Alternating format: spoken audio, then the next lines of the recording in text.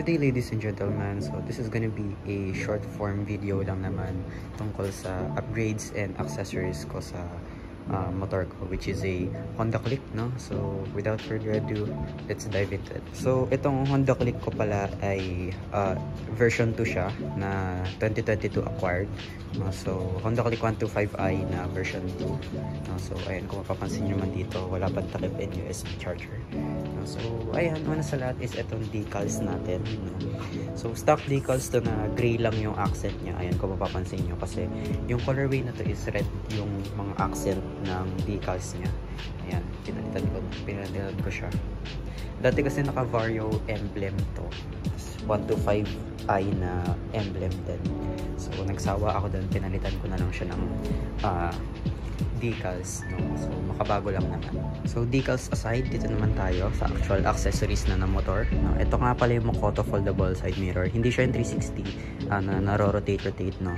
Foldable siya pero hindi siya yung tulad ng 360, no? So ililink down ko na din sa description kung saan ko nabili itong mga accessories and upgrades natin sa motor. So dahil nandito na din tayo, no? Ito nga pala yung MTR adjustable lever, no? So na-adjust yan ng paganyan, no? And kung mapapansin nyo, lumalayo siya, no? Na-adjust yan kung gano'n nyo siya kalayo or kalapit gusto yung brake nyo. So halos lahat ng mga accessories ko is budget meal, no? So ayan, no? Pandagdag din lang naman sa motor. Yung ginawa ko dito is ayaw kasi pumasok na itong sa right side, no? So kung papansin nyo, ayan dyan sa part na yan, ayan, may tabas siya dun sa part na to. Ayan, tinabasan ko siya kasi kung hindi tatabasan yan or i-grinder, hindi siya papasok. So ayan, and yung problema ko lang din dito is hindi na gumagana to. Pero yung solution lang dun is lalagyan mo lang ata ng foam dito. So try ko din yun sooner or later. So dito naman is itong hook natin dito is arm yan, no? So dapat kasi black yung binili ko, blue yung sinend ng seller. So ewan ko na lang, hassle din naman kasi kung i-return ko. And actually may kasamang radiator cap cover yon, and ito lang yung dumating, no? So pinarefund ko na lang ang cap and sinalpak ko na lang ito, no? And speaking of arm, meron din tayo dito, ayan, arm oil tank garnish, no? Wala naman talaga itong purpose na hindi naman siya nilalagyan, pero pwede mo siyang i-connect dito sa mga drain tube niya, no? I think ito hindi naman ata ito nagde-drain, ito lang ata, no? So ayan, arm oil tank garnish, and itong drain tube, no? Ito tinatanggal ko lang to pagka nagde-drain tayo, no? Pagka nililinis to or pagka umuulan, no? Syempre kailangan nagde-drain yung tubig na pumapasok dito sa airbox natin. Tinatanggal ko lang kasi isasalpak ko lang ulit. So ayan, dahil nasa arm tayo, no? Tumungo tayo sa kabilang side. Ayan, no? So complete arm radiator upgrade, no? Radiator cap cover, neck garnish or neck cover, and dito sa radiator cover mismo, arm lahat yan, no? Na black, no? So black pinili ko kasi ayun nga, yung motif ng motor natin is primarily black lang, no? I want a minimalistic na setup or upgrades lang sa motor natin, no? So very budget friendly lang din naman to, pero mga quality, ayan. Heavy duty metal naman ata tong neck cover, and ito is gawa sa aluminum, I think. So maganda naman yung quality, and overall for the price hindi na siya masama. Speaking of CNC or aluminum, ito naman CNC footrest natin, ayan, no? So nagkabit na din ako ng ganito kasi ayoko na yung itsura ng stock na footrest, no?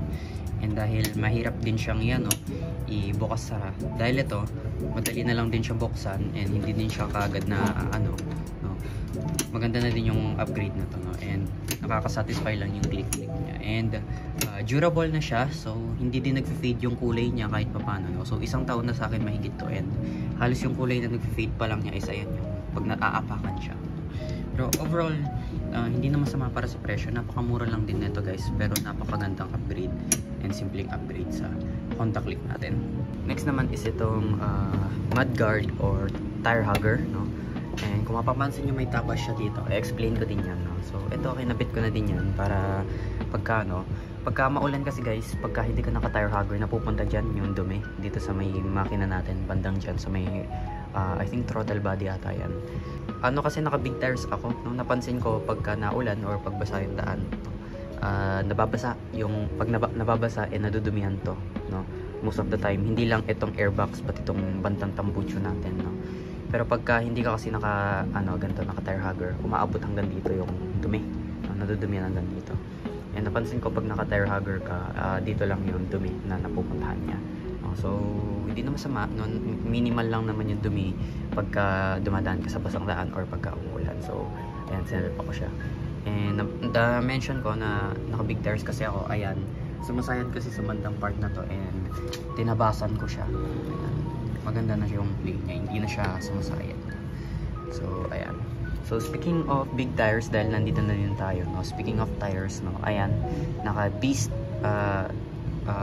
Flash na tires tayo, no? So ito yung size ng rear ko, 110/80 14. Sa harap, ayan guys, ayan naman sa harap, naka 90/90 14 tayo. So probably ito yung pinakamahal or pinakamalaking upgrade ko sa motor ko. No pun intended, no? Dahil big tires, pinakamalaking upgrade, no? So nagpa big tires itong motor na to, no? Nag big tires ako dahil naging decision namin ni papa ko na i-up ng size yung gulong kasi yun nga, galing lang to sa stock, no?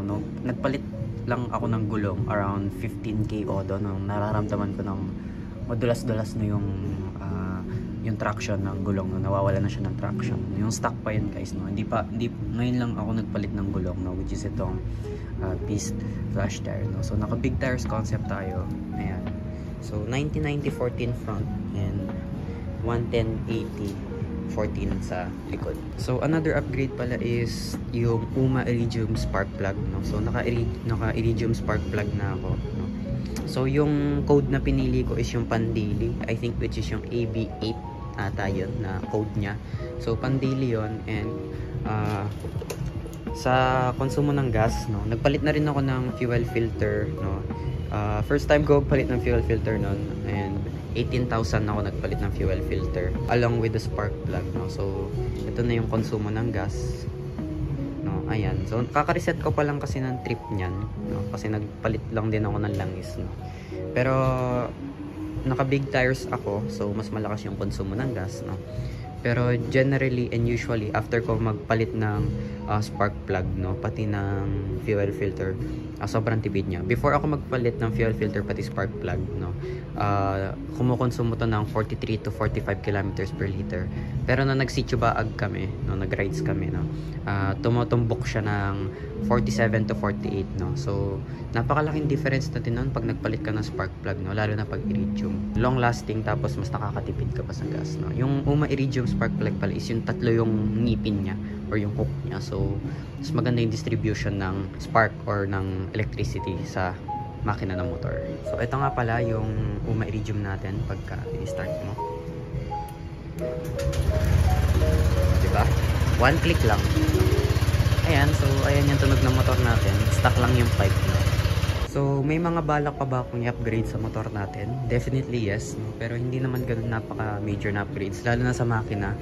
Stay stock as it is, no? So ano pa nga ba, no, yung mga balak kong i-upgrade sa motor ito, no? So in future videos probably i-upload ko na din siya, and welcome pala sa channel ko. This is my first video, no? And siguro is lowered, no? Papa-lowered ko siya. So papa 1.5 ko yung sa harap, no? Kasi malaki na yung gulong ko guys, no? Bala ko talaga is 2.5, pero masyado nang mababa yun para sa akin and para sa gulong ng motor, no? Malaki na siya, no? So papa 1.5 magic lowered ko lang tong harap, and papa drop ko siguro ng konti if kaya pa, no? Para ano naman, kasi 5'4 lang yung height ko guys, no? Pag nakasapatos 5'4, no? Mataas na yung big tires para sa akin, no? Mataas na yung stock na seat height ng click, no? And mas lalo siya tumaas na nag big tires ako, no? So papa-lowered ko ng konti itong harap, no? So 1.5 magic lowered, as well as papa-repack ko to ng gamit yung POPS shock attack na shock fluid, no? And dito sa likod, itong rear shock ko, medyo matagtag na din siya after 19k auto, no? So probably papalitan ko to ng mga 310 or 315 na size yung shock, 310 or 315 mm na shock, no? Kasi yun nga, mas gusto kong bumaba ng konti kasi malaki na yung gulong and mataas na yung stock seat height. Mas lalo siyang tumaas nung naglaki ako ng gulong, no? So probably hindi na ako magte 305 mm kasi I think masyadong mababa na yun, no? Masyado nang mababa kasi nag-aangkas ako guys, no? Hindi lang naman for single use tong motor na to. Nag-aangkas ako, inaangkas ko si mama ko, inaangkas ko yung kapatid ko pag hinahatid ko siya sa school, and most of all, yung girlfriend ko, no, yung OPR ko, inaangkas ko siya. So probably yung pinakamababa na shock na mapipili ko is probably 310, pero at most 315, no. Yung naisipan ko is yung Motaro na inverted, no, na version 2 ata yun, and I think maganda naman siya. So probably if makakabili ako and ma-upgrade ko soon, gagawin din natin ang video. Next naman is yung panggilid, no? Yung panggilid ko, dahil stock pa to, lahat stock as in, no? Naka-regroove lang yung bell nito para iwas and less dragging, no? Siguro 13 grams straight na bola, tapos magpapalit na din ng slider piece, palitin na. Again, stock pa lang yan. Kung ano yung nilabas ng kasa, yun pa rin, no? Pero well maintained naman itong motor na to, nalilinis palagi yung panggilid, so wala pa masyadong problema. Pero medyo malakas-lakas na yung katok nito, yung dun sa may slider piece, so papalitan ko na yun. So magta 13 grams ako na bola straight, tapos parehas 1K na clutch, no? Clutch pati center spring, no? Sa panggilid or pulley natin, wala na akong papalitan doon. Bola pati springs lang talaga papalitan ko, no?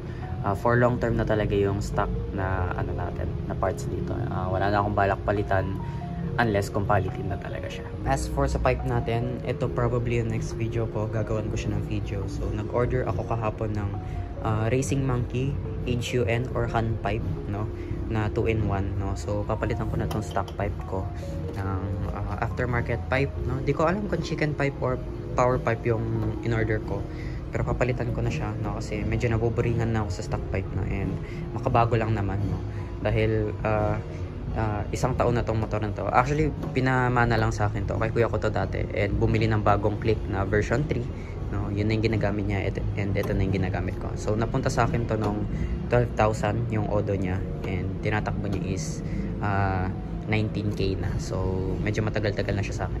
Halos magdadalawang taon na sa akin tong motor na to, no.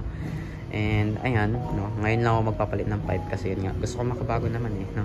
Medyo nagsasawa na din ako sa pipe. So probably gagawin ko na din ng ng video yon kung paano magpalit ng stock pipe to aftermarket, and kung paano mag-reset ng ECU. So i-reset ko yung ECU ko just to be safe lang naman. So gagawin ko din yun ng tutorial if ever ma-upload ko yung video. So that sums up our video, ladies and gentlemen, no. So yun lang naman, no. Pinakita ko na naman tong all stock natin, na stock is good na click natin. So in near future videos, gagawin pa natin ng video tong click natin, no, and itong motor natin sa channel natin, no, sa mga upgrades and accessories na isasalpak natin, gagawin natin ng video yan, no. So yeah, no, yun lamang para sa ating unang video sa channel na to. Maraming salamat sa panonood, and I hope na na-enjoy nyo tong simpleng short form, simple content lang natin na video, and sooner or later yung mga videos in the future, yun nga, yung mga upgrades and accessories, sana magawa natin ng video and makapag-upload pa tayo and mag-grow tong channel na to as we hope. And ginawa ko lang naman tong channel na to para ma-document tong motor natin. Wala naman akong habol na magkaroon ng subscribers, no. Parang documentary lang naman para sa motor natin, no? So yun lamang para sa video na to. Again, this is my first channel and I hope you enjoyed, no. And stay safe and ride safe, everybody. Till next time, peace out.